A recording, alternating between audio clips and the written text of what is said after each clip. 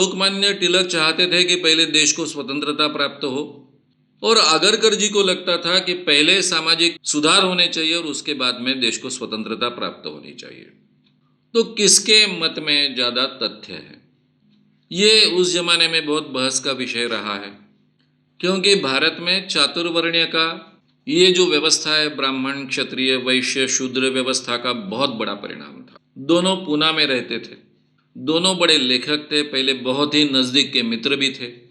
दोनों की बहस बड़े पैमाने पर पूना के पेपर्स में चलती थी, जिसका पूरे महाराष्ट्र पर इम्पैक्ट आता था।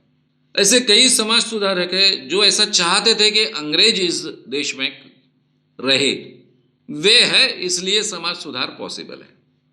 उनमें एक ज्योतिबा फुले भी थे, शाहू महाराज भी थे। अंबेडकर जी ने भी जैसा देखा जाए तो स्वतंत्रता आंदोलन में कभी हिस्सा नहीं लिया, क्योंकि इन सभी लोगों को, इवन आगरकर तो जन्म से ब्राह्मण थे, इन सभी लोगों का डर था कि अगर इस देश को स्वतंत्रता मिलेगी तो राज किसका आएगा, ब्राह्मणों का राज आएगा, फिर वही पुराने अत्याचार अन्याय शुरू हो जाएंगे। इसलिए सबसे पहले ये सामाजिक सुधार होने चाहिए, अंधविश्वास जाने चाहिए, ये ऊंच नीच का जो भेदभाव है वो कम होना चाहिए, और उसके बाद में जब स्वतंत्रता मिलेगी तो सही माने में लोकतंत्र एस्टेब्लिश होगा और भी लोकतांत्रिक तरीके से ये देश आगे बढ़ पाएगा। ये जो बात आगरकर जी को लगती थी, या फिर फुले, शाहू जी, और शायद आगे चलकर अंबेडकर जी का भी मत थोड़ा सा कम ज़्यादा इसी ढंग का था, इस बात में काफ़ी तथ्य है। और उस जमाने में अगर सही माने में हमको 2014 के पहले भारत को स्वतंत्रता मिलती तो ये देश की अवस्था क्या होती, ये कहना बहुत कठिन है। यानी आज जो अवस्था है वो तो हमारे हिस्से नहीं आती डेफिनेटली।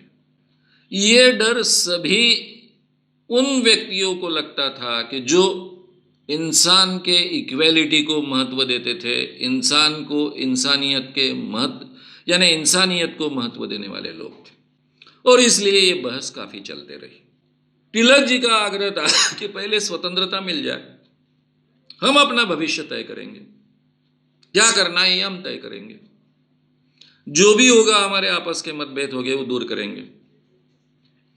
और तिलक जी को ये कॉन्फिडेंस था, क्योंकि तिलक जी जन्म से ब्राह्मण होने के बावजूद उनके साथ में अलग जाति जमाती के लोग जुड़ गए थे, इसलिए उनको बाकी ब्राह्मण लोग यानी पूना के ही बाकी ब्राह्मण लोग तिलक जी को तेल्या तांबोळ्यांचा पुढारी ऐसा कहते थे। तेली और इतर जाति के जो निम्न जातियां हैं उनका पुढारी ऐसा उनको कहते थे, और ये तारीफ नहीं थी, ये उनकी आलोचना थी, उनकी मजाक उड़ाई जाती थी कि आप निम्न स्तर के लोगों के पुढारी हो। यानी तिलक जी ने अपने काम में एस्टेब्लिश किया था कि अलग अलग जाति जमाती के लोगों को साथ में जोड़ लेना, स्वतंत्रता आंदोलन में उनको जोड़ना। इसलिए उनको ये कॉन्फिडेंस लगता था कि ये जो चातुर्वर्ण का जो भी है वो बाद में हम उसको निपट लेंगे। 1940 में 15 में महात्मा गांधी भारत में आए अफ्रीका से, और फिर पूरा का पूरा ये बहस ही बिन महत्व की बना दी उन्होंने एक तरफ पहले तो सबसे पहले उन्होंने जाहिर तरीके से कहना शुरू किया कि पहले अंग्रेजों आप चले जाओ,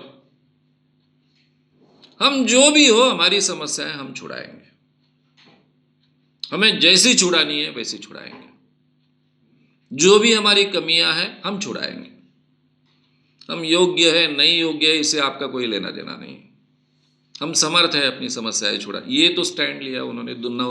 2005 में उन्होंने ग्राम स्वराज्य लिखा, उसी में ये स्टैंड लिया था।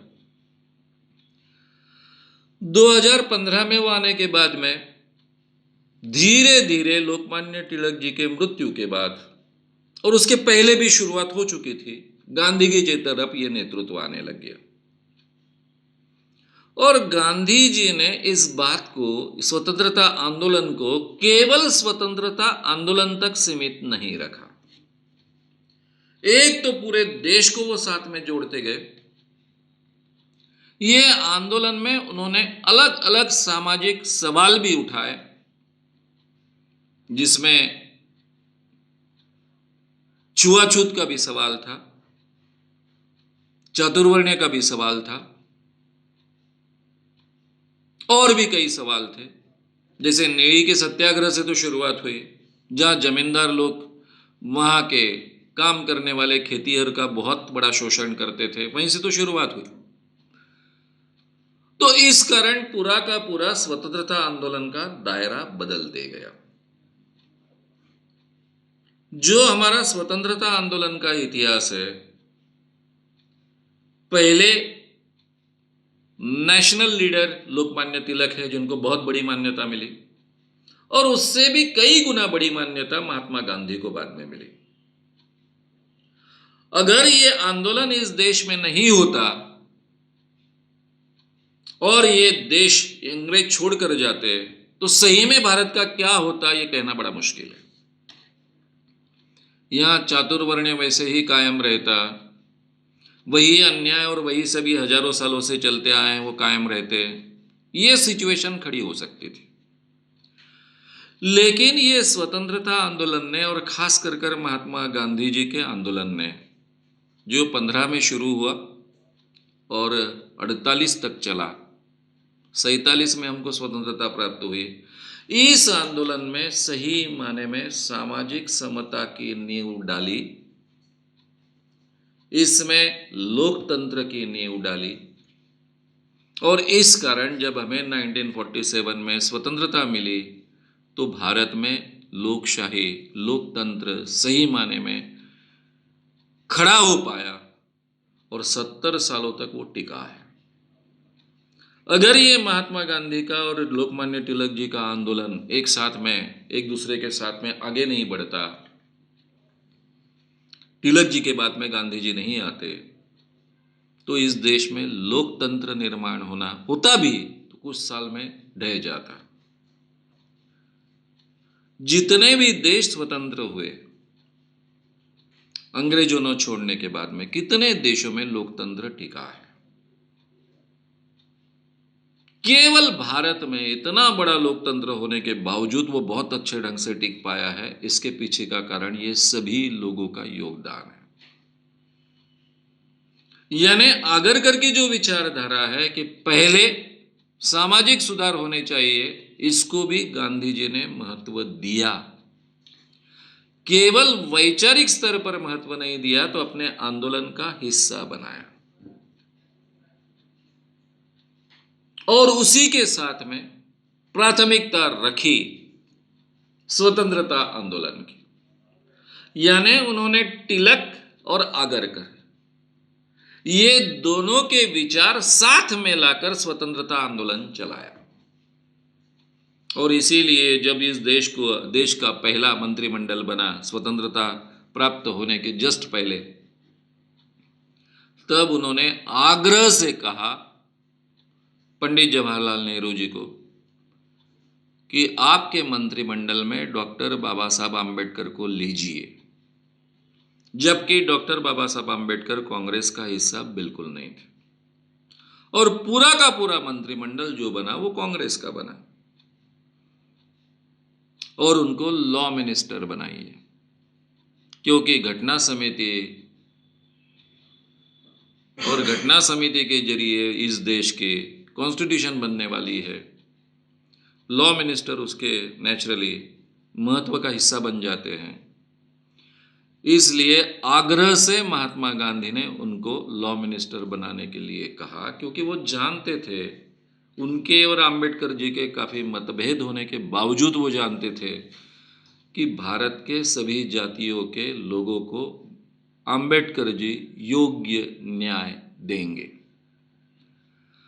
हालांकि आम्बेडकर जी की विशेषता तो अर्थशास्त्र में थी, उनकी पीएचडीज और ज़्यादा पढ़ाई अर्थशास्त्र के क्षेत्र में हुई थी। यानी आम्बेडकर जी की योग्यता का अगर उपयोग करना था तो उनको अर्थशास्त्री यानी फाइनेंस मिनिस्टर बनाना चाहिए था, लेकिन गांधी जी का आग्रह था उनको लॉ मिनिस्टर बनाओ, क्योंकि इस देश की कॉन्स्टिट्यूशन बन रही है, उसमें उनका ज़्यादा बड़ा योगदान होना चाहिए। और हम जानते हैं कि कितनी अच्छी कॉन्स्टिट्यूशन बनी। जो समता के, इक्वेलिटी, फ्रेटर्निटी, लिबर्टी और जस्टिस के आधार पर बनी हुई ये कॉन्स्टिट्यूशन है। यानी आगरकर की जो डिमांड थी, आगरकर जी की, वो डिमांड भी इस देश के कॉन्स्टिट्यूशन में पूरी हुई। इसलिए दोनों के विचारों को बहुत महत्व था। अब आगरकर जी के विचारों का गांधी जी पर कितना परिणाम हुआ, गांधी जी ने शायद आगरकर जी के विचार सुनकर ये निर्णय लिए, ऐसा तो हम कहेंगे नहीं कहेंगे, कहना मुश्किल है। लेकिन गोखले जी का तो उन पर बहुत परिणाम था और गोखले जी आगरकर जी के विचारों को महत्व देते थे, ये तो बात फैक्ट है। तो इसलिए शायद, और फिर पूना से तो अछूते नहीं थे महात्मा गांधी, लोकमान्य तिलक थे, जब वे उनके साथ में 4 साल तक करीबन काम भी करते आए, तो नेचुरली उन पर भी ये प्रभाव हुआ होगा और उनका बहुत सुंदर समन्वय उन्होंने अपने स्वतंत्रता आंदोलन में किया। दोनों के मतों में तथ्य है, दोनों को इक्वल महत्व देना आवश्यक था। लेकिन अगर वैसे ही हमको स्वतंत्रता आंदोलन उसी समय में हमें स्वतंत्रता प्राप्त हो जाती है उसके जरिए, तो ये आज जो रिजल्ट्स हम देख रहे हैं इस देश में हमको देखने को नहीं मिलते। और फिर शायद हमको आगरकर की बात बार बार याद आती है कि आगरकर जी जो कह रहे थे वो सच है। अगर आपको ये वीडियो पसंद आया हो तो उसे ज़रूर लाइक करें, लोगों में ये अवेयरनेस फैलाने में हमारी मदद करें, वीडियो को ज़रूर शेयर भी करें। तो हमारे YouTube चैनल श्याम मानव को विज़िट करें। ऐसे सारे वीडियोस का आनंद लेने के लिए हमारे चैनल को सब्सक्राइब करें, उसके लिए सब्सक्राइब बटन दबाएं। नए वीडियोस का नोटिफिकेशन पाने के लिए बेल आइकन दबाएं।